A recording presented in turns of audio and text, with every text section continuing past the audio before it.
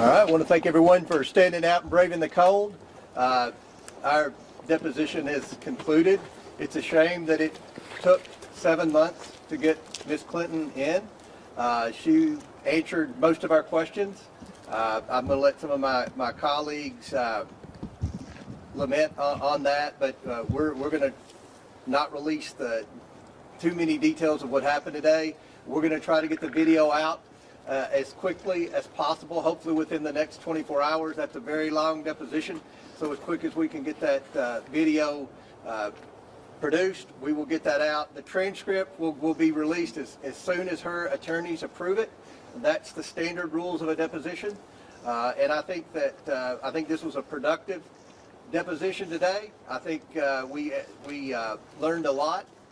There were a lot of questions that we asked that we weren't satisfied with the answers that we got, but we will continue to move forward. Any of my colleagues, every member of the committee asked questions. And I would just say one of the things I learned today is if you really have specific questions about the Clinton Global Initiative or the relationship between the Clintons and Jeffrey Epstein and Ghislaine Maxwell, you got to ask Bill Clinton. That's a great point. The number of times that she said, "I don't know, you'll have to ask my husband," was more than a dozen, and I'll put it like that. If I can, if I can just hop in. Also, too, I think it's important to note that we have been working in a bipartisan fashion to make this as painless as possible for the people that we're bringing in, but also to ensuring that there's accountability and transparency.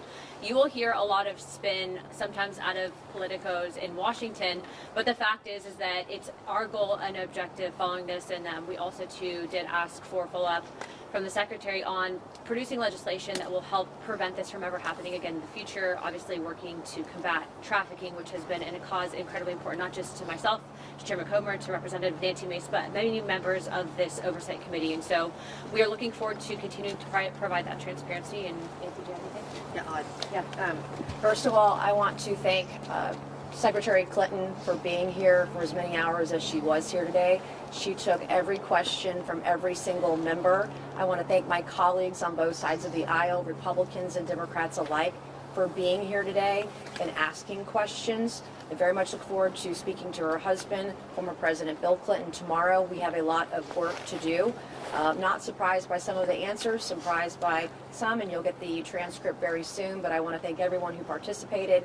This is nowhere near from over, and making my notes today, I've got names of individuals that I believe we need to haul to the Oversight Committee and ask them questions, ask them their perspective, ask them about other potential witnesses or victims or potential predators.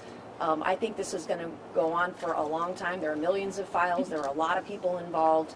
And some of the gaps that have been seen, especially early on, are very evident after speaking with her today. And I just want to thank everyone for their time. And we have a lot of work to do, and I'm willing to work with anyone who's willing to work with me. I'll work with you on getting to the bottom of this, making sure that this just doesn't ever happen again. And when it does, those predators are held accountable to the fullest extent of the law. Thank you.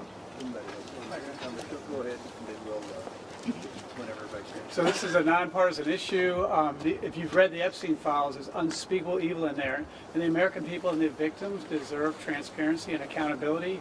The biggest thing I think we need to know is how do we strengthen laws to prevent human trafficking in America, if not the world, and how does someone with such evil infiltrate the highest levels of the U.S. government and world leaders? So we're going to continue to ask those questions and get answers for the American people.